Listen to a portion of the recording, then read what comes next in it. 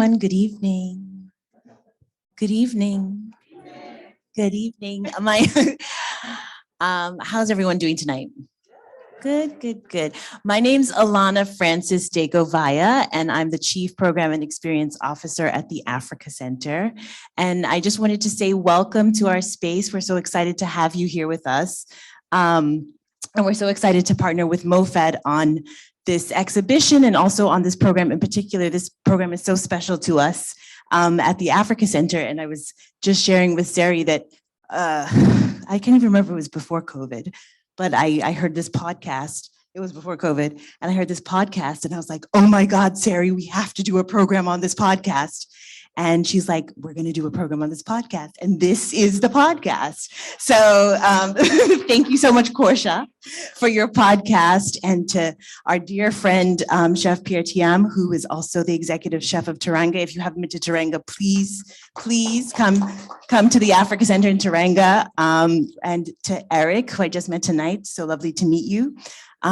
You know, at the Africa Center, our mission is really about highlighting the contributions of people of African descent around the world. And so we're thrilled to partner with MOFAD on this exhibition and to have you here. So thank you for coming. And thank you to Sari and the team at MOFAD. And I'll hand it over to you, Sari. Welcome. Thank you, Alana. I don't want to block all of you. You're so beautiful. Hi, everyone. My name is Sari Kamen. I'm the Public Programs Director of MOFAD. Thank you so much for being here. Alana, thank you for that introduction, and the Africa Center, of course, for being such a wonderful partner. So you already heard a little bit about our panelists this evening. That podcast Alana referenced is Korsha's work. It's called Boundless Horizon. It's beautiful. You should subscribe to it. Korsha's an amazing food journalist and podcast host. And like Alana, I listened to a podcast that she did with Pierre and Eric a while ago and was so moved and was just starting to think about what the programs for the Africa Center would look like. And that was a no-brainer. So it's so exciting that we get to do this in person after having been virtual with everyone on stage a few times now. And Pierre Cham, he's a cookbook author. We have several of his cookbooks being sold right here by our partner bookstore, BEM. You can buy them after the program, and Pierre will, of course, sign them for you. He's also the chef of Teranga, and you will get to taste the food tonight. Yes. We have Teranga right here. Chef is setting up some delicious West African bites. Everything's vegan. You'll get some jollof rice. You'll get some cocktails. It's going to be a good time. So thank you, Chef and Teranga, for being a fantastic partner as well. And Chef Eric, all the way from DC tonight. You may have seen him on Top Chef, perhaps. He has a cookbook coming out that he's actually writing with Korsha in 2023. So we don't have that one tonight, but come back in 2023 and we definitely will. And he will sign it for you. So thank you again for being here tonight. I hope you come back for more programs. We have another one actually this coming Tuesday. It is about the legacy of James Hemings, which maybe you learned about in the exhibition. He was the enslaved chef of Thomas Jefferson and brought a lot of haute cuisine, French cuisine back from Paris to the United States. And we credit him with dishes like mac and cheese, which we'll get to taste, ice cream. We'll have some sparkling wine. So I hope you come back for that. That's about it. After the program, again, eat, drink, buy books. And thank you for being here tonight. Pass it over to Korsha. Thank you so much for those wonderful introductions, Alana and Sari. I had this whole thing printed of bios for y'all and who I am and how this all came about, but they kind of summarized it already. So I will just add that I am very excited to be here tonight. The podcast episode that I did with Chef Thiam and Eric is one of the most meaningful episodes I've ever done. Just talking about being both African and American and what that means for the three of us who have different perspectives on it. Chef Thiam, who was born and raised in Dakar, Eric, between New York and Ghana, and then me, who grew up in Maryland and got to go to Ghana for the first time in September with Eric, which was a life-changing experience. So yeah, let's start this conversation with a big question. What does it mean to be both African and American to each of you? Big question. Huge question. Do you want to start? Or? Oh, I dare not. Well, what it means to be African American, it really is a question that is kind of difficult to answer at one go. It means a lot. It means a lot. Being African, obviously, being born on the continent, it sounds like it's obvious. But I believe being African, it takes more than being born on the continent. Actually, I've seen Africans who are more Africans and who had never been to the continent. And that's something that I've learned here. Actually, myself, I can say I became more African when I left Africa and came to America. And it's for so many reasons. I mean, just one thing, having to deal with being Black in America, especially when I first arrived in the early 90s, very innocent and not knowing much about the realities of what the society was about, but realizing that the history of relationship between Africa and America was still very much present in everyday life of a Black person, regardless of your origin, regardless of if you're African or if you're American. So if you arrive here and you deal with that, you realize that you're an African, regardless of if you're born here or not. And I like to quote my dear friend, departed Randy Weston, jazz, who had this beautiful expression that his father used to repeat to him, like, remember always, Randy, that you are an African born in America. Randy was born in America, he was African American.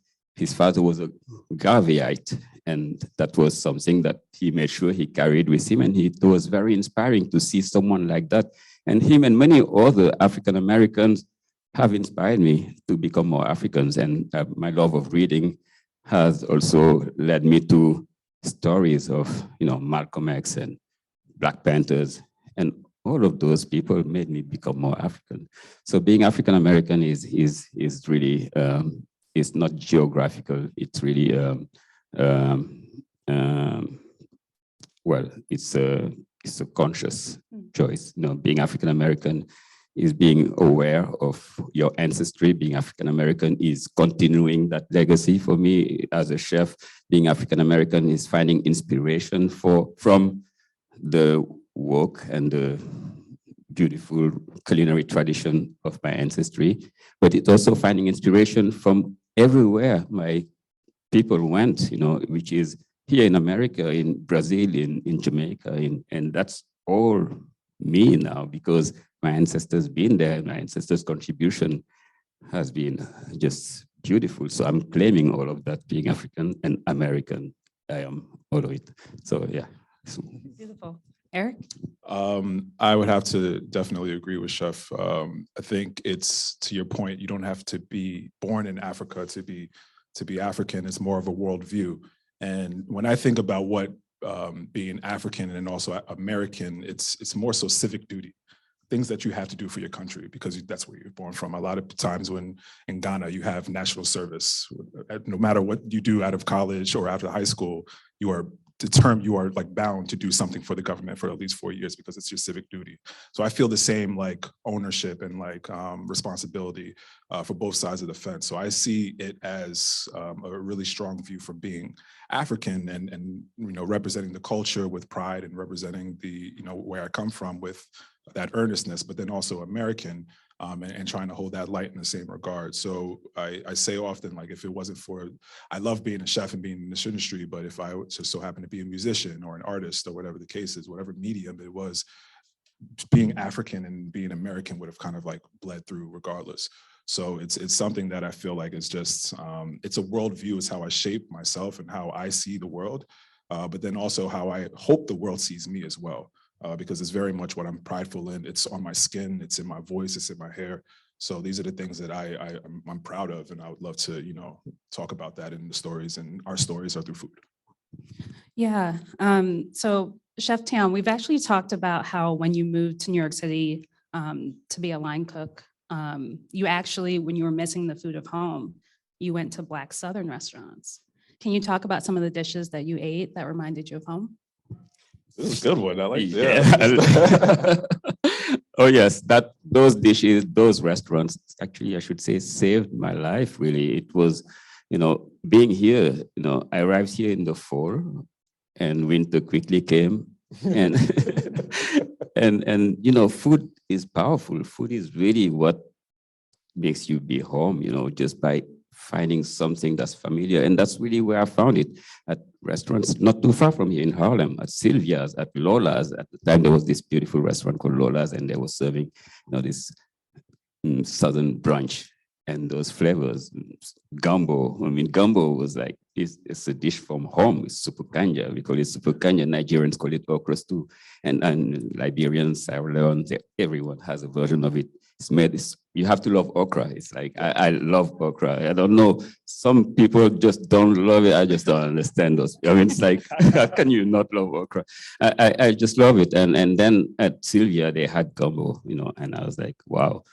That was like my mother's super kanja, and I could go and eat. I can eat gumbo every day. I mean, that was either gumbo or a McDonald's, and so if I didn't have that choice, I don't know if I would be able to stay, and that was really what made it, and then the other flavors, fried chicken, and even flavors that weren't from home, but somehow had arrived here and were prepared by African hands, African-American hands. There was this way of like bringing that flavor, mac and cheese. I didn't have mac and cheese back home, but I loved it. It was like just the way we have. And I just want to say something. I think there's something to say about the cultural unity of Africa, and that cultural unity is like not on African continent. It's really about the African diaspora. It's really there. If I would go and find jerk chicken from Jamaica, I would feel home. I would feel like home. And that was just everywhere.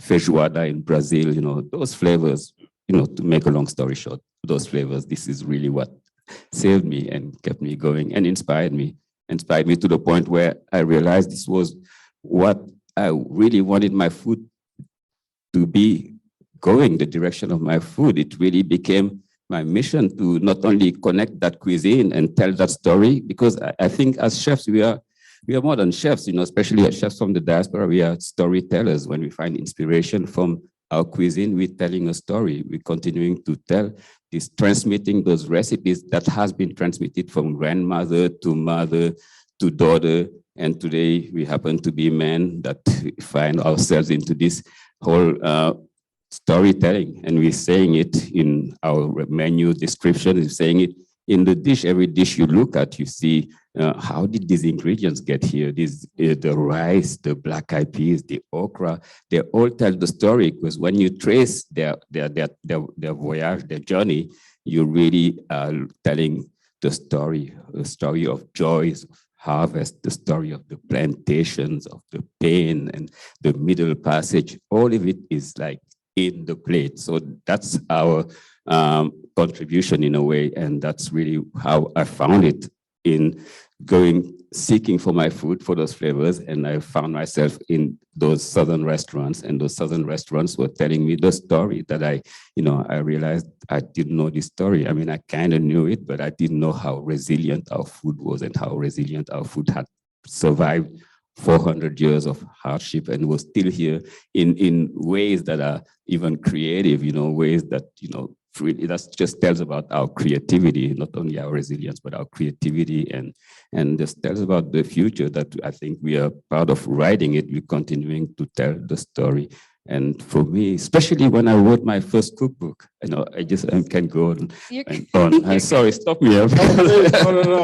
Please stop me. I just but I stopped there. But when I wrote my first cookbook, and I want to give a nod to Hiroko, my very first publisher, who believed in me when nobody else believed in me. And we wrote 3 books together with Lake Isle Press. And when I wrote that book, a chapter of that book just wrote itself. It was the Middle Passage. That chapter just came as the book was being written, and the Middle Passage was about paying homage to that cuisine, that cuisine that I found all around the African diaspora, those gumbo, those jambalaya, those hopping johns. That was dishes from home. That was the same recipe. The chebunyebe was hopping johns, and going on. So that's it. Tell us. Yeah, just to hop in really quickly. Something I love so much about your work is how it's like, when you were talking, I was thinking it's kind of like, you know, when you're a kid and you have those like drawings where it's just the numbers and you connect them in that order. It's like that. Yeah. Like all the pieces are there around us as Americans, as Black Americans in American culture. You see Blackness and the impact of the continent everywhere. But well, I won't say for some reason, the numbers haven't been connected, and your work, and Eric, your work too, helps to connect those dots.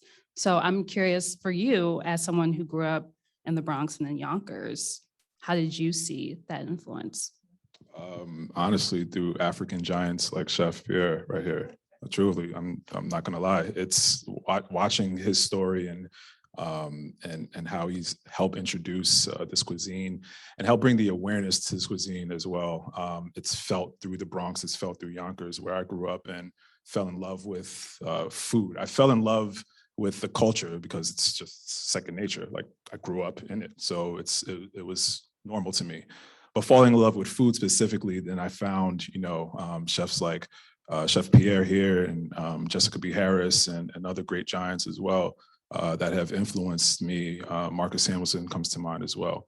And it's cool because I would read and read and read about it. And now I'm next to the man right now, and it's still pretty surreal, you know, even all through these years. And he's been an amazing friend and mentor to me. But it's really just, it really kind of speaks to passing down information and how great we are with that. Specifically, like you talk about recipes, we say this all the time, recipes, especially African-American and African recipes are orally taught and they're orally transferred, right? Not a lot of writing happened back in the day for us, unfortunately. So to have these recipes and then have chefs like Pierre who can find the structure in it, because it's one of those things where you stop putting the seasoning in until the ancestors tell you, right? You stop until you feel it's right, but then you have science into it and you break it down in a formula and in a recipe format that everyone in the world can try, and it's coming from the mind of chefs like, you know, Chef Pierre and me eventually as well when this book is finished. But it's pretty cool. So I love the idea of just, you know, passing down this information. And then also how this food is kind of viewed from my lens. And you know, my stories about jollof rice are a lot different than your stories, but it's all the same. We're all speaking the same thing. So I just love reading about how amazing this cuisine, and it's not just the ingredients as well as the techniques that kind of go into it. So you speak about food to diaspora, and it's almost like a little hidden message, almost like when you listen to your favorite singer or producer, you almost kind of know before the beat starts or the song starts, this is Beyonce, or this is, you know, Quincy Jones or whatever. You taste it in the food, like it's the technique that building those flavors, the ginger, the garlic, and cooking that first and letting that dry out and then adding your seasonings. That's done throughout the diaspora. No matter if you're in the Caribbean, no matter if you're in the South, no matter if you're in Africa. So those flavors and those like mother sauces and techniques, so to speak, I think that right there is the language that your taste buds recognize as well. And that to me is just like, it's really cool to kind of like talk about that in a book and stuff like this. Yeah. And you said something that I just want to talk about that quickly, how your jollof and my jollof and jambalaya, I mean, all those different variations and really about the creativity, but also about our approach to cooking, our mother's approach to cooking, our you know, ancestors' approach to cooking. We have, you know, there's for some good reasons our recipes were not being written. You know, one of the reasons I think is also very important to talk about cooking with the senses, because this is how we cook. This is how mothers are taught daughters how to cook, you know, and people like me, I don't know if it was your experience, but going back home and trying to get my mother's recipes and like telling her, hey, how many, you know, It doesn't work. yeah, how many teaspoons of how many ounces and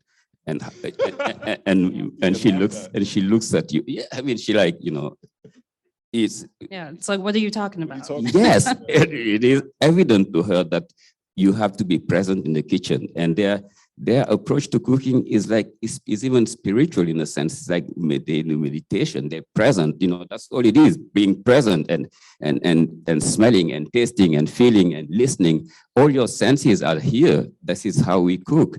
And then the recipes that we write in all of our books, are just guidelines. But in reality, the kitchen is the ingredients and are dictating how this is moving. Because the onion that you're using back in Senegal has maybe a little more water or has been grown in a different soil. And if you say 1 cup of chopped onions, maybe after tasting you want to add a little more, a couple of tablespoons more. And those are the things that you will not find in a cookbook. They will be coming to you when you learn how to cook with the senses and you start to listen, and the cooking with the senses begin at the market. We go to the market, our mothers go to the market on a daily basis because it's all fresh, and they feel the fish and they feel this and they smell it and they look at the colors, eyes, hear, everything, taste is part of it. And now they get into the kitchen and they start to listen to the ingredients and taste again and taste again. And the recipes are good, they guide you, but the jollof that comes out of Ghana is different, not as good. I knew that was coming. I was a long way around the barn to explain one thing. No jollof wars tonight, please. Okay. No jollof wars tonight. I knew it was coming. But if I can, just 2 seconds, piggyback off of that. It's a brilliant, it's a chef, he's absolutely wrong, by the way. Yeah. It's a brilliant, I mean, it's a really strong concept. I think when you talk about food, it's probably the only medium that we can all experience where all 5 senses are being captured. You smell it, you hear the sizzle, you're tasting, you're touching, all that, right? So it's very, very important. But to your point, one thing that I feel like is just it's necessary because it has a guideline, but the times in cookbooks for 15 minutes, really it's feeling, it's being a part of the action and really being intent in the cook. And that is where really like magic happens and really delicious food happens. Because the water content is different. If we're all making the same recipe from the same book, your part of the world may have different rice than my part of the world, and peppers are different and all that stuff. So it really is just about getting a sense of what these ingredients are doing and how you should be reacting, because you're always in control. So I just wanted to piggyback on that. Totally. And magic, last one. And the magic is really what you said. The word magic is important because as you get into that groove and the senses and you're really present, another sense comes is intuition. Yeah. And this is where everything, because you learn to trust over time that intuition that tells you, maybe I just want to add some parsley in this or some of that or some curry. That really is something that is not in the cookbooks, but you awaken that within you. And that's why I was talking about that spiritual element of it. That's like intuition is really much a sense, the 6th sense in the cooking of the African diaspora. Yeah, it's as you were talking about ingredients, I started in how they translate across. I was thinking about my favorite dish that I ate in Ghana, which was okra stew with the little river crabs in it. So I grew up in Maryland, and like summer means crab boils. It's, newspaper on the table, some hush puppies, some potato salad. It's yes. And like it's hours long, and everybody's just hanging out. And having the okra stew with the little crab in it, and the woman was telling me how to like break them open and suck the crab meat out, and I was like, I got it. Yeah, we're good. Okay, we're here. I've been here before. I've done this before. So speaking of okra, what other ingredients show up across the diaspora that you've noticed? Peanuts, massive peanuts, groundnuts, we would call it. Either in groundnut soup, boiled peanuts on the side of the road somewhere in South Carolina or in the deep South, but tapa stew in Brazil. Peanuts are something that has traveled so well throughout the diaspora and it's made its way in so many different variations and stews and chutneys and condiments and as is. So I call it a commodity. It's like gold to me. Like you can break it off and sell it in so many different ways. So I think about that. I think about rice. Duh. I could eat rice every single day. Don't challenge me. I could do it. Rice is delicious to me, and it's something that I think every part of the diaspora enjoys and has their own versions of. what else? Okra, of course. Black eyed peas. Black eyed peas, yes. Akara and even the traditions of here in in America, African Americans and New Year's and good luck, and it translates back home in Africa as well. So black eyed peas is that's easy. Yeah. So many.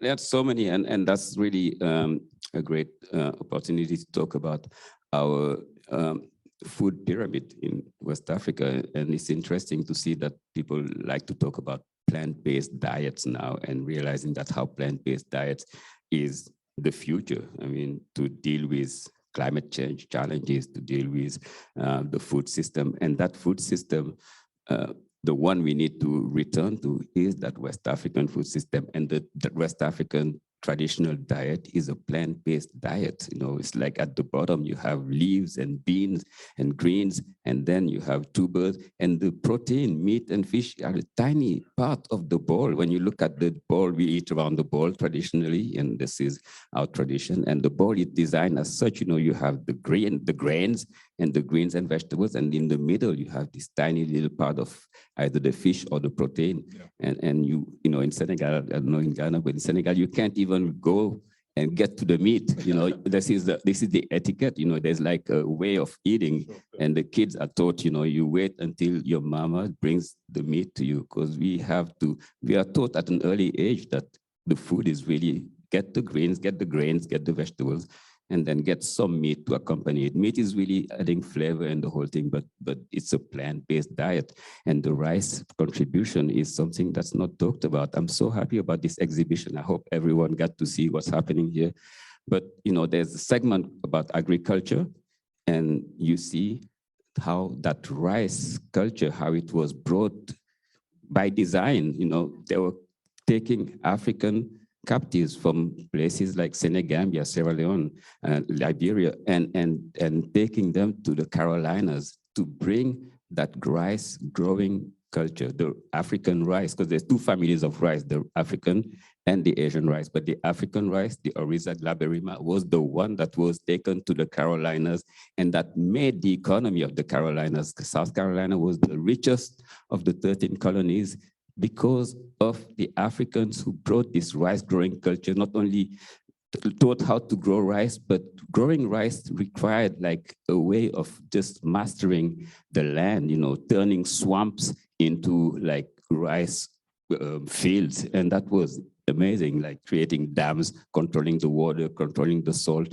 And they did it, and that became the Carolina gold. You know, that was the thing. You know, so it's really important that we, you know, to realize that this the grain that we brought made the food culture of, like, you know, southern food, Brazil, Mexico, Jamaica. All of that was Africans that brought it.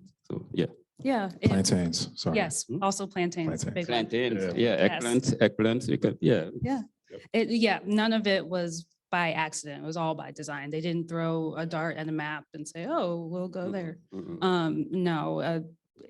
Yeah, West Africans were enslaved because of many different skills that could be exploited in the Americas. Working in heat being a prime example as well. And that's why when we say what it means to be African American, I'm like, this is all of it. This is my ancestors' contribution. This is, you know, I feel like I belong. This is, you know, don't tell me to go back. This is to go back where? This is me, you know. This is like, I belong more than you, you know. I mean, that person who tells me to go back, because, you know, I came, I built this country, I built it all up, and my ancestors, they also built back home, and you were kidnapped, and we're here. But this is mine too. This is my contribution. This is my knowledge that made this country what it became. So yeah. Absolutely. Something I've also been thinking about since the trip we took in September is how texturally there's also these similarities across the diaspora. So my family, my mom's side is Caribbean, and stewed callaloo, collard greens, stews in West Africa. Like, you still get these, like, there's also like crispy dishes, fried plantains, soft, like there's also these sorts of similarities across the diaspora that I feel like haven't been quite documented. And it's not just the ingredients, but it's also just, there's this like ancestral taste that happens, you know, for people outside of the continent. So I guess something that you said during the podcast interview that I love and have used as like a motto since I heard it is that you can embrace the vastness between both places, being African and American at the same time. So how do you embrace that? Yeah, well, that's what I was just saying. I mean, just because this is all mine, and this is really something that I would be a fool not to find inspiration from all of it. You know, this is something that was passed upon to me by my ancestors. That's their work, that's their sweat, that's their blood, and that's just a wonderful source of inspiration. It's so well and ending well, you know, and that's what makes our work in a way easy, because they did it for us. You know, we are standing on the giant's shoulders. I mean, really, when you say giant, this is them, you know, it's like, I feel like, you know, but that really is, they did the work for us. And now today I can go to Bahia, Brazil, and this is me. This is this vastness. This world is like the work that was done by them for me, and that's for me to also pass it on to my children and to the next generation, and that's really what I mean by embracing all of it. It is because it's mine by right. Yeah, exactly. How do you embrace it, Eric?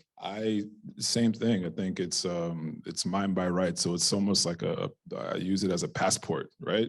And anywhere I can go, whether it's a Jamaica trip, or I'm going to Bermuda, or I'm going somewhere in Africa, or somewhere in American South, my understanding and just the things that don't necessarily need to be spoken, right? The things that everybody understands is already spoken for. So I already know what I'm getting when I'm going to get that mac and cheese. I already know how it should feel when I'm being welcomed into a home that looks like, you know, very much like mine. So I think all those things are very much things that I take pride in, and, you know, everybody has their own privileges in the world, and this is my privilege. You know, this is, I can go to literally any parts of these one thing about when we say we go to Ghana, like I feel like I'm truly like myself. I blend in. Everyone looks like me, right? So that level of like consciousness that sometimes is here may not be over there as well, and that's in, you know, other parts of the world where the majority of the people have darker skin. So I love that, but then also I can come back here and really embrace that and share those stories, and because people are interested and people want to know, and people who may not look like me, and this is how we spread information, and this is how we, you know, really build ties and bonds. So I love the fact that, you know, this is kind of the medium that we also choose, and food is delicious. Everybody eats, so we're good in business, man. We're doing all right. Yeah, I think we have the best job in the world, one thing. But and finding, also embracing it is also finding our presence in all those places, you know, going there and listening to the music and hearing, you know, the direct connection. I mean, listening to blues, listening to jazz, listening to even Beyonce, and just seeing that this is me, and all that culture. That's really what we have, that was given to us, and that we need to keep, and it's going to evolve. But culture, through music, through food, through dance, through poetry, through, I mean, the way we write, our joy, all of it, you see that everywhere. You go to Jamaica, you go to Senegal, you will see that direct thread, and that's, I embrace that, you know. It's like even in the instance when we were eating and you had the stew and the crabs, like, and you were like, no, I got this. Like, I saw it. Like, I see you've done this before, and it's so cool because I get a quick glimpse of your worldview, right? Coming up from Maryland, and that beautiful seafood culture, and then the beautiful seafood culture in Africa. It just speaks hand in hand. So these recipes and the stews and the kalalus and the okras and everything that it's very much just like, even though we may not be calling it the same thing, the ingredients and the technique and the hands that made it are all the same, which is cool. Yeah, and sometimes we call it the same thing, which is a beautiful thing. Exactly. So it's just amazing to go to Brazil and see acarajé, and you go to Dakar and see akara. You know, it's like, you know, and tamales and amala, and, you know, it's like the same dishes, the same way, you know, they prepare it in, you know, in Veracruz in Mexico. We're talking about centuries and centuries. And the names haven't changed much. You know, it's like that's powerful. Geechies, go to the South Carolina. And so, I mean, for me, going to South Carolina was so amazing, because I went to St. Helena's Island and I was like just looking at kids running around and moving, and I felt like I was in Dakar. I mean, they haven't. I mean, they kept it, the mannerism, and the women. Because I spent time in the women in the kitchen, and the women were like just my grandmothers and my aunts. The way they laughed, the way they had it was just like, yeah. And I was like, wow, wow, it's like powerful how it transcended all these horrors, like, and then, it's just, yeah, being African and American is like transcending it's time and geography and just seeing that culture in all those places. And that really is, culture is everything. Yeah. Food is just culture. Food is powerful. It's a powerful weapon. Yes. It's a powerful weapon. And the act of dining together is a source of joy and pleasure across the diaspora, I've also realized. It's not, I don't think it's surprising that I ended up writing about food for a living, because from a young age, I could tell everyone was happy to see one another. And it just, when we got together for holidays or birthdays, it was just always such a beautiful, beautiful moment that brought us a lot of joy. And I've seen that wherever I've traveled through the diaspora. There's people laughing or having a beer, or maybe West Indians, we sometimes get into an argument, but it's still a joyful time. It totally is. Yeah. It's communal. I think the best times I've always thought about food, the meal is always important, but it's the people and the time and who was there in the moment. And that's the stuff that lasts, those memories. So, and you think about like how food is eaten specifically in West Africa and how that, I guess, tradition around food culture has kind of spread out. You don't eat alone. You eat with everybody. Never eat alone. And right? yeah, Don't eat alone. it's so important. Sorry to interrupt you, but no, please, no, you don't eat alone at all. So no, and I just remember one time many years ago, and my mom came to visit me here in the U.S., and we were taking the subway to go from one place to another, and she was looking at this man eating a pizza at the subway station, and she just was like, you all right? Can I join you? She couldn't understand that guy was having his lunch. I was like, you don't have your lunch like this. You share it, you are with people, it's like, what? To her, it was like she couldn't grasp. And it took me a moment to even know what she's talking about. But it's like, she couldn't understand. When you eat with people around, you share. It's about sharing. And this is food, the meaning of food for us. And that meaning got lost with evolution and time and the Western world. But food is much more than just the nutrition and the ingredients that you put in your system, and that's unfortunately that thing that the modern food system has imposed upon us, like it's about just, limiting the limited number of ingredients that we have access to, we ignoring the planet, ignoring the soil. This is not the African way, ignoring the impact it's having on the society and the community. Food is supposed to get us together and connect us and sharing, and those laughters and those, even the pains, all of it, because even when funerals happen, we get together, and this is about food. When births happen, it's about food. Every moment is an opportunity to share. But every day, growing up in Dakar, for some of you may have known, but for me, I grew up at noon, everything stops, the country stops.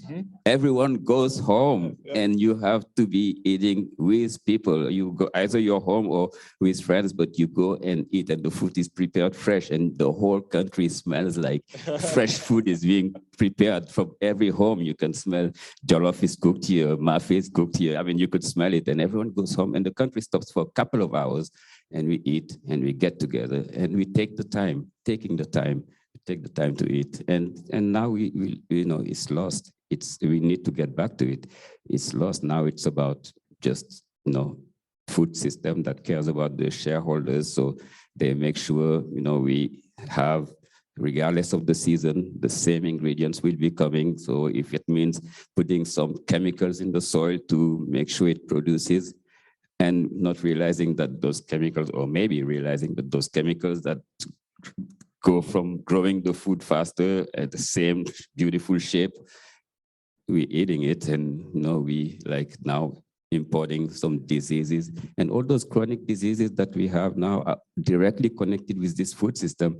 Diseases that didn't exist in Africa, and now you look at, with KFC and all that is coming up in Africa, and now you have diabetes and obesity and stuff like this that didn't exist, and chronic diseases.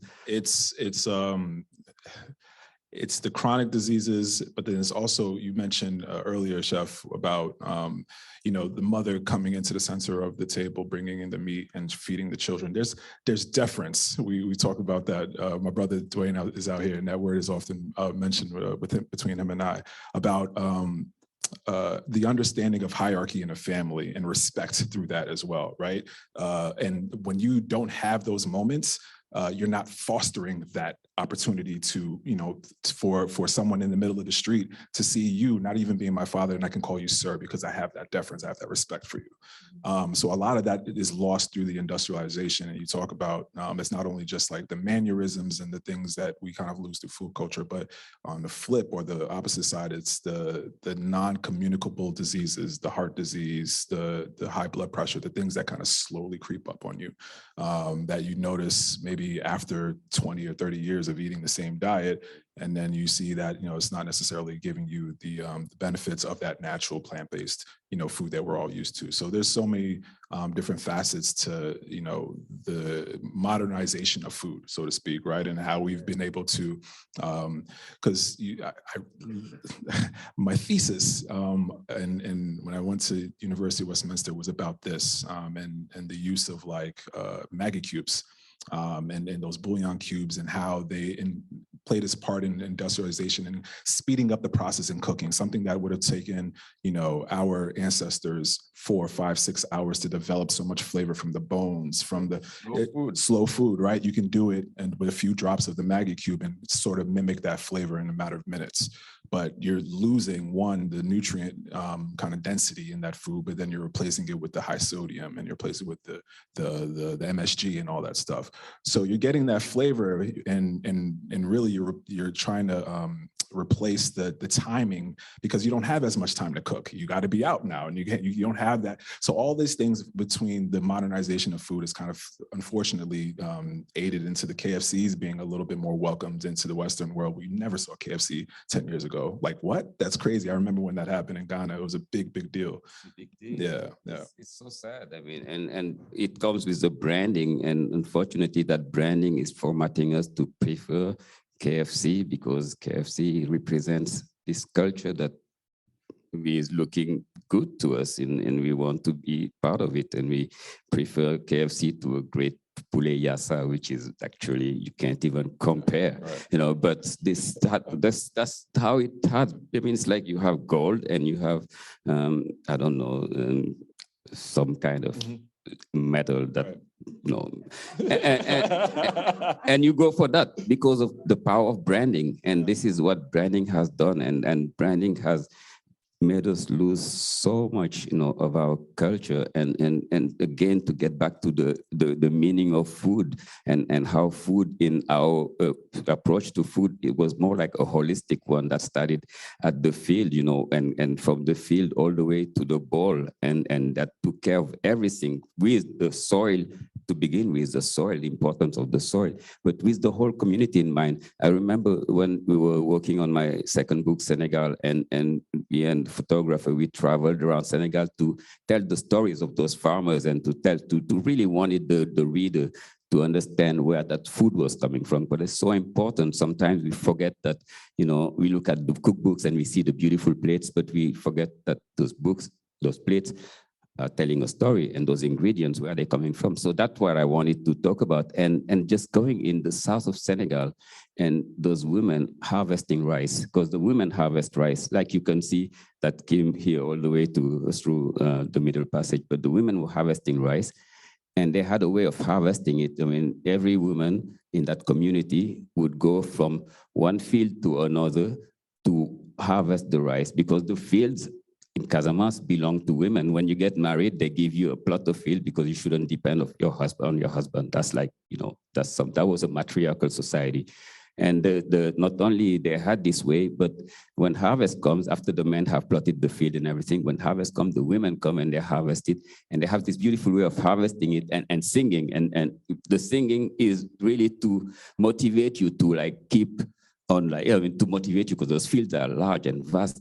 And then when you finish one woman's field, you go to another woman's field, and so on until the whole harvest is done in the community.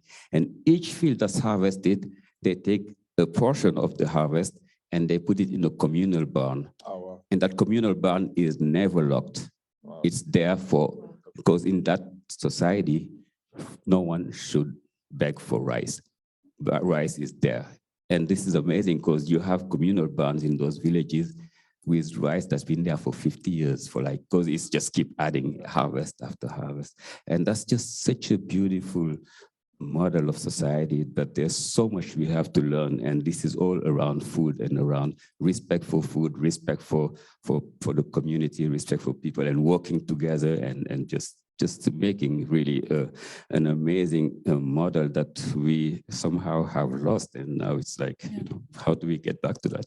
I mean, that leads me to my next question, which is, this moment, I think, I know, like, for African Americans, we're looking towards the continent to understand ourselves more, to understand our culture more. And so where do you hope this goes? I think this exhibit definitely helps with having these conversations, and Yolele and Fonio helps with the conversation as well.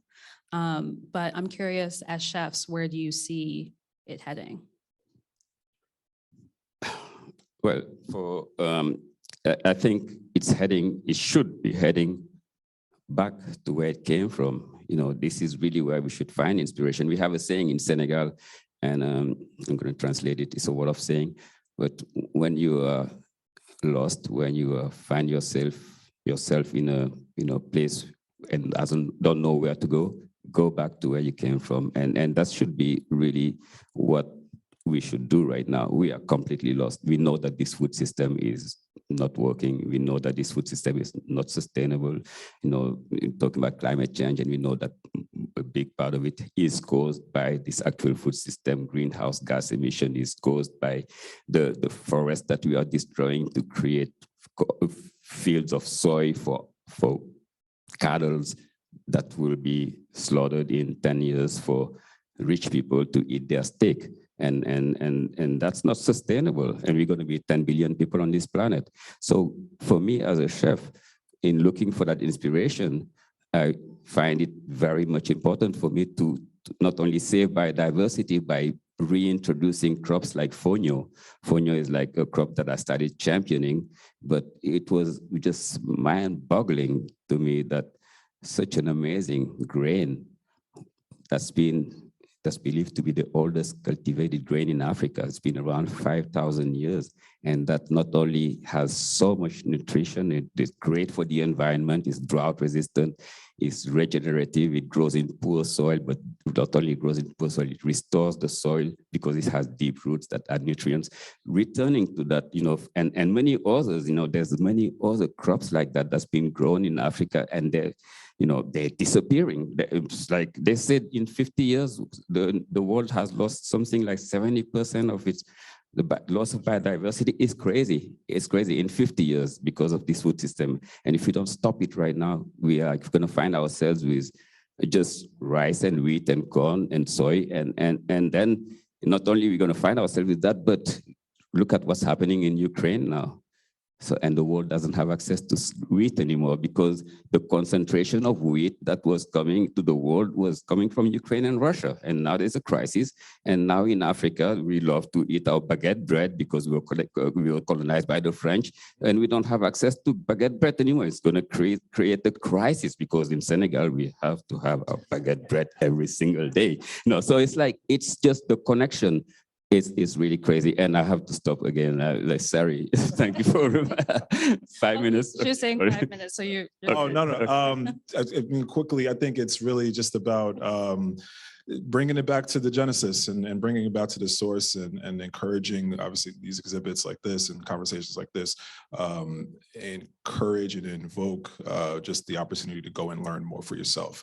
And hopefully the idea is when you learn more for yourself, you become more curious and then want to go back and actually follow through on, everything that's been kind of enlightened to you. So I always encourage, and I never say no to opportunities like this because it's important. These nights are really, really important. These books are super important. These stories are very important. And being able to go back and I think really understand, not just go back for the culture sense, right? Put yourself bring yourself into a world that's maybe a little bit different from yours, but taste the food as well. Understand that food culture and how this food is kind of like traveled through time. I think all of that is very, very important. Yeah. And when you were speaking, Chef Thiam, I was thinking of the book that Eric and I are working on is called Sankofa. Yes, sorry, yeah. that's the point, yeah, exactly. What you were saying, and it's about how both places, yes, have informed Eric's cooking and also just as a person. It's a powerful concept, Sankofa. I love that title. Thank it's you. Yes, it really, that's what it is. We need to go back. We need to find inspiration from this way that our ancestors were doing things, the way food was central and they were treating food, as like this healing, this community building, and all of it, we need to return to it, start with the soil, save biodiversity, bring those crops that are being lost. They are going to save us. That's the future of food security. Without those underutilized crops, we are doomed because, we still fighting wars, and now those wars are like just cutting us off from access to ingredients because we have been foolish to concentrate it in just some segments of the world. I think that's really powerful since the trip, I've been thinking a lot about how do we create connections between America, the Caribbean, South America, and the continent, because I think it's been purposefully disrupted, because if you see the brilliance on both sides, you can't go back to not knowing that. Mm-hmm. And I think that's the future that I hope we get to see. Totally, and that's decolonization. Mm-hmm. That is decolonization, by going back to the time before colonization. That colonization came and disrupted and created the whole food culture that's different than what we knew what to do. They imposed like these plantation system in Africa and here. I mean, the plantation system was in Africa. Senegal became about growing peanuts. Ghana became about growing cocoa, and Côte d'Ivoire and Kenya was tea. And then those became cash crops.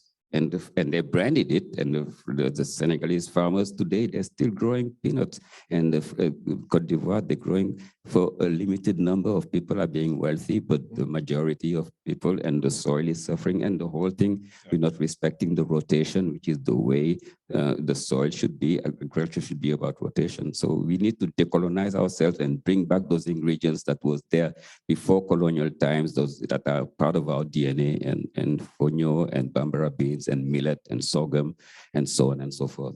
There's a little bit of that awareness happening now. Hopefully the trend continues, not necessarily a trend, but becomes a fixture where, we talk about cocoa in Ghana, where it's a national mandate that was this year that they stopped selling majority of cocoa outside of Africa.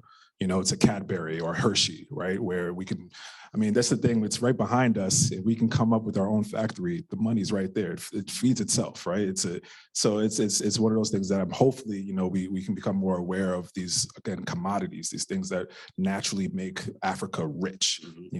There's never an end of timber or peanuts or cocoa, and it'll go on endlessly. And these are the things that are making, unfortunately, other countries, wealthier, when we can bring it back and hopefully, get some stuff. And there's some chefs that, it's losing my mind, but we had a dinner with her. Chocolate. Yes.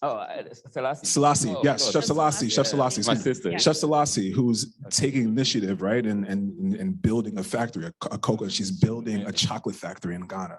Yeah. She's Willy Wonka right now, and it's so cool to see her do this, and then it's just a simple concept, and she's empowering women. I think the majority of the folks that work there are women, so she's really putting her money where her mouth is, and she's from the Bronx, but she's also from here as well. So it's so cool to see, that type of movement. So yeah, I mean, hopefully there's a. Yeah, we don't have a choice anymore. I mean, it's really not about African. It's about, I mean, the world really. Africa has 60% of the world's arable land. Yeah.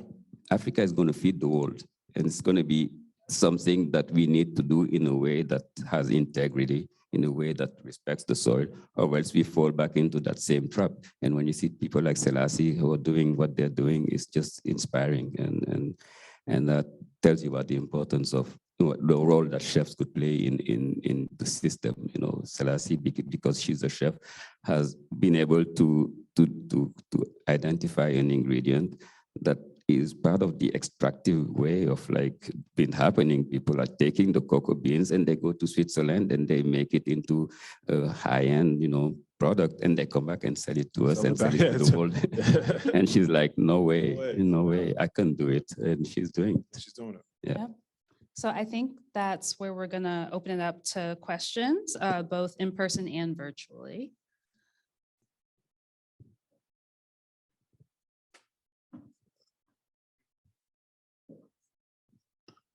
This question is from a virtual panelist. Why do you refer to food as a weapon, and how can food be a lens to look at deeper issues like racism and create empathy for another culture? Wow. Well, I think, when I think of that question of like, how can food be used as empathy? I think it's also about dining. I think, it's not just purely the ingredient itself, although it can be, but also the act of dining itself can create empathy. If you sit down and eat with someone of a different culture, I think you're way more willing to understand them and where they come from. Yeah.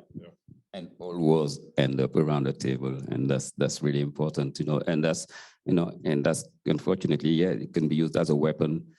It is a weapon, when they control your food. There's like an African leader, Thomas Sankara, had this way of saying it's like when you look at what's in your plate and you look at where those ingredients are coming from, and if they're not coming from your people, if they're not coming from your farmers, you are not independent. And there's going to be that moment where that country that's supplying you your rice, in the case of Senegal, we're importing broken rice since colonial time from Southeast Asia. But it's sad because we have a rice culture that we haven't developed. And the day Southeast Asian, for one reason or another, decide to stop, they may need the rice and they're like, we don't have enough to send you. That's the weapon. Or they can use it to like coerce you into doing other things. I mean, food is a weapon because, you have to eat. And that's another weapon when you look at the way it's been used. Look at here in America, we have been using food in a way that's like, look at the Black Panthers, how they have created this whole school programs. And that was powerful. That was allowing us to just not depend on the system and really create, be dignified having our own food and creating. And you see, there's countless examples. The Black Muslims, Elijah Muhammad had similar food programs. And those are powerful weapons because they realize that if we don't have control over the way we feed our people, we just are dependent, or we could be fed poison because it just happened to, and then that happened. And you have food deserts. Like in our communities, those food deserts, it's unfortunate, but why? Is it by design? I don't know, but it shouldn't be. There's so much abundance. Why is it that Black and brown communities have food deserts in the country that's the most prosperous in the world? That's really mind-boggling that we have those things. So food is definitely a weapon that can be used for the good or the bad. Yeah, it's a double-edged sword in a lot of regard, but I think the good thing about food is you don't necessarily have to speak the same language to enjoy it with someone, right? I can go to any part of the world and have a good meal, and two people who don't speak the same tongue can agree right there and enjoy that moment. So I think there's nothing other, maybe music other than that, right? We don't necessarily need to know the words to dance to the beat. It's universal, right? So I think right there, having that in the simplest terms, breaking bread with someone, it really can be a great great conversational starter. And also, Korsha mentioned, empathize to someone who's, even though we may not speak the same language, or skin or hair may not be the same, life is very, very similar. We're all kind of going through the same things. And really that right there becomes that common ground for everybody. Yeah. Okay. Yep.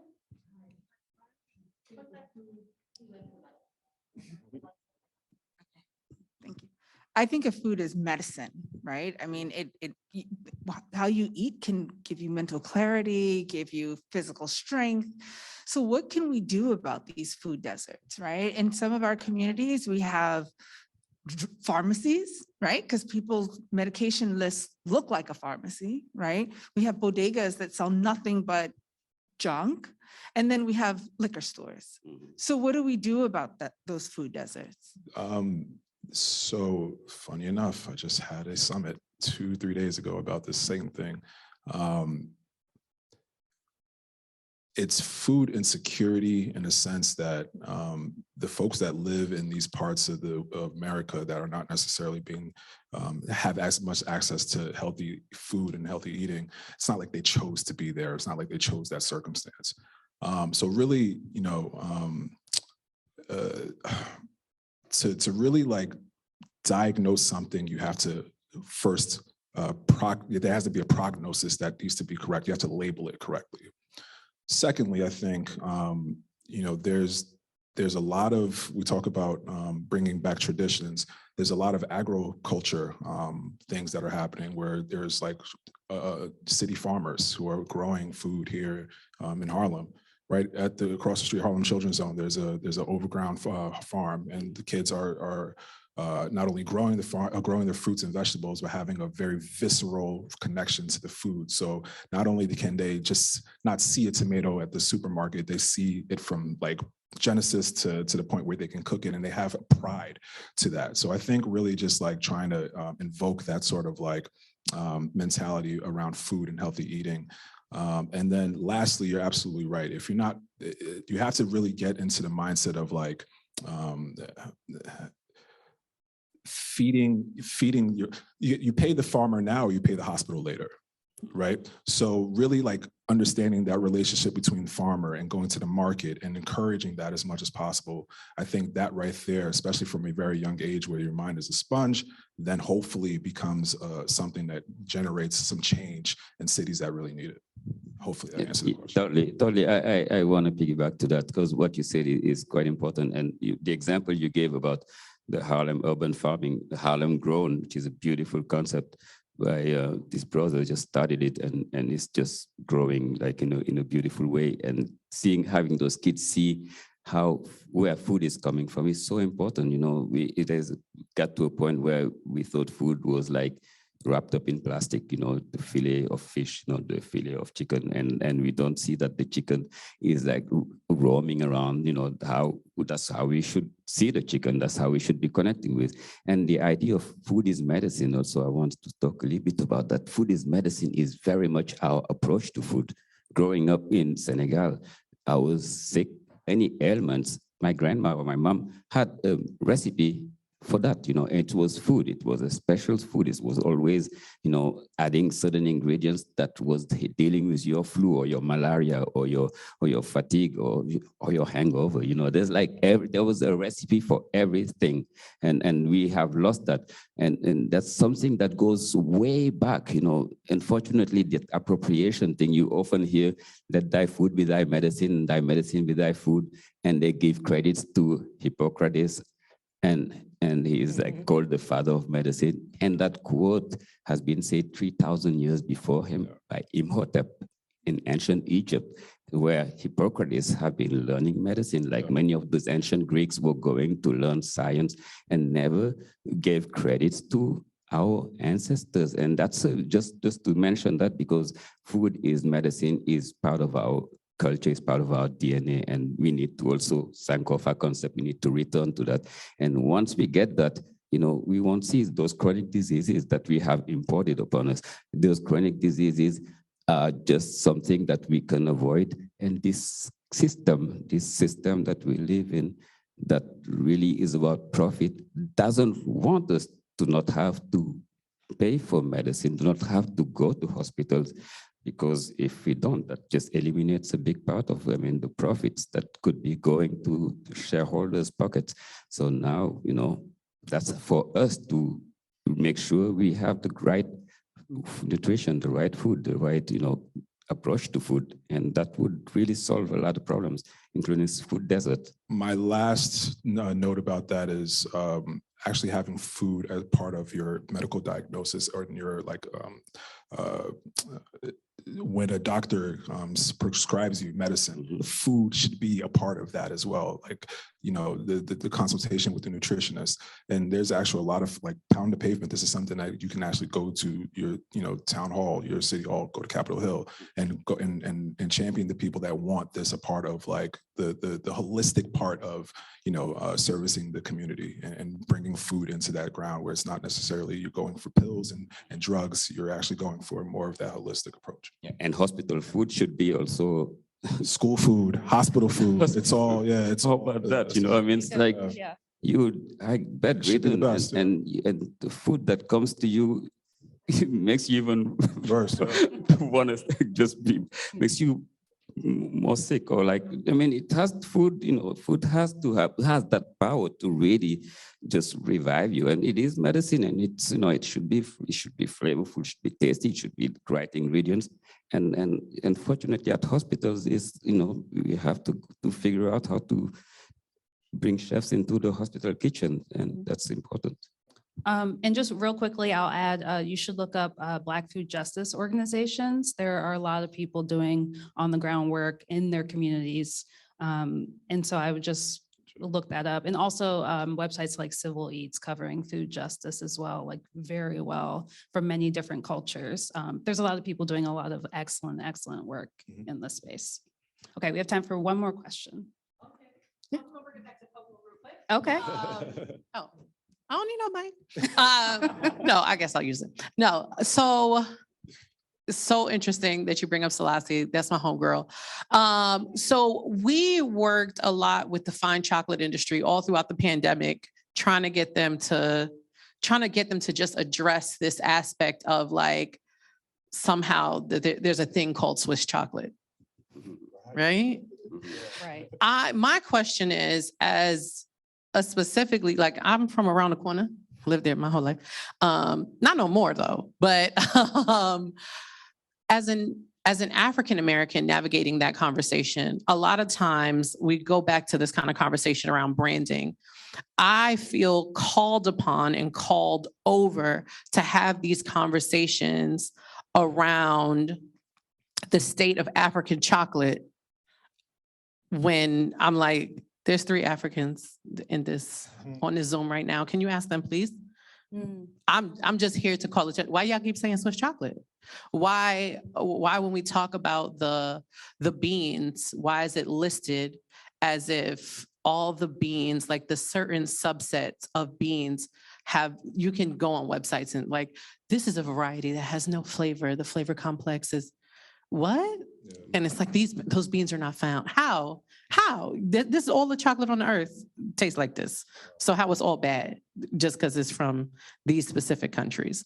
And how do African Americans navigate conversations around African topics in a way that is productive, but also being a champion of our original homeland, if that makes sense. Yeah. That makes a lot of sense. It's something I've been thinking about a lot, because I think in food media in particular, we tend to get a bit myopic when it comes to talking about Black food.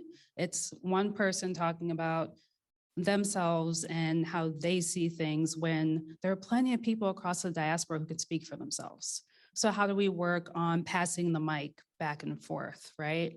That's just something I've been thinking about a lot, but I will let y'all talk about the chocolate in particular aspect of that. But I think as far as just opening up the conversation, it's going to take us just making sure that we're reaching across, and we have the means to do it now.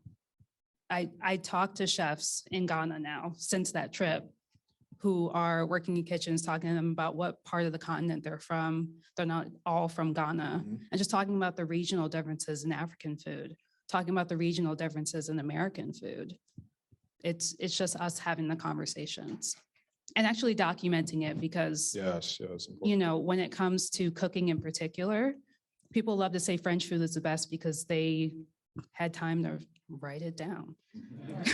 Like, and that's not true. And chefs get mad at me all the time, but it's like, well, why do you think they had time to write it down?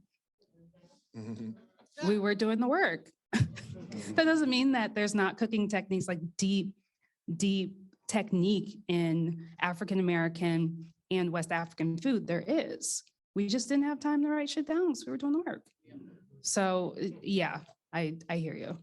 Yeah, you raised really two good points. I think starting backwards, it's not a monolithic experience to your point. Being African or African-American or African British or wherever you come from, everyone has their own experiences, but everyone can share in the global or the more communal experience behind, certain, eating or outdoorings or funerals or whatever, birthday parties, whatever. We all kind of know what it's like to be at that event. Same thing with, African-American culture specifically. So I think it's just, to Korsha's point, just being open and understanding that your voice is just as valued as anyone else's in the conversation as well. And then to the cocoa branding, it really is, that's the name of the game. I think of like, we don't call it bandages, we call them Band-Aids, right? Because it's just brilliant branding. And Swiss chocolate just has that, that sex appeal apparently to it. So really it's just about like shaking that tree and really understanding, like breaking it down. Where does that cocoa come from? Where's the Swiss chocolate? Where's the cocoa come from? And then you really get to see the crux, the genesis. And then you hopefully can make the decision for yourself. But it's really up to, we can brand as just as strong as anyone else. So it's really up to chefs like Selassie, who's doing a fantastic job. And it's really up to, for us as a community, support her and champion her and really get her status just as big as, Cadbury and Hershey over here. Yeah, and Swiss branding Swiss chocolate tells you about the power of branding. I mean, Swiss don't even grow There's cocoa. no cocoa. There's no Like, cocoa, yeah. But why is it that Swiss chocolate is like rebirth? Yeah. I mean, and Italian coffee, they don't grow coffee. I mean, it's like espresso and the whole thing became the thing. And that's what, we're realizing now. I mean, for me, when I was on that mission of bringing fonio, it is a known grain in this market. I realized that it was important that I brand it, such as, when you go to the supermarket and your Lele was the brand, I wanted it to be the brand that's recognized. Just fonio itself is a commodity and it's a grain that, eventually, as it becomes more successful, as the demand is growing, not that we distribute it across the continent, there's going to be those big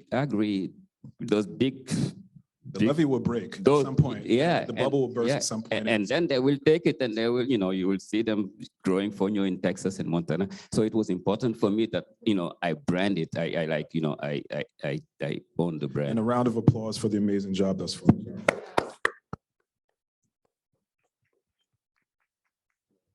Yeah, I think do we have time for one more? Or? Oh, no. Sorry.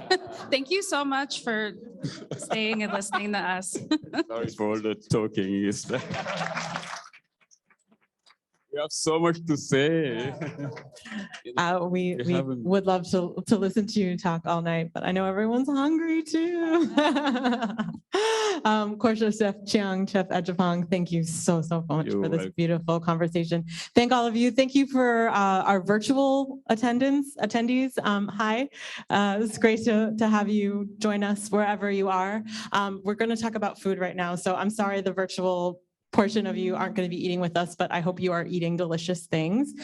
So I want Chef Thiam to tell us what we're going to be eating and drinking, if that's okay? Of course, yeah. And I would like to take that opportunity to introduce Chef Hamidou, who's been holding the fort at both Terangas and Cook Unity. We have Teranga right here, Teranga Midtown, 53rd and Lexington, and Cook Unity that can distribute your food across the northeastern region and now in the West Coast. So that's Hamidou behind that. And he's cooked today some jollof rice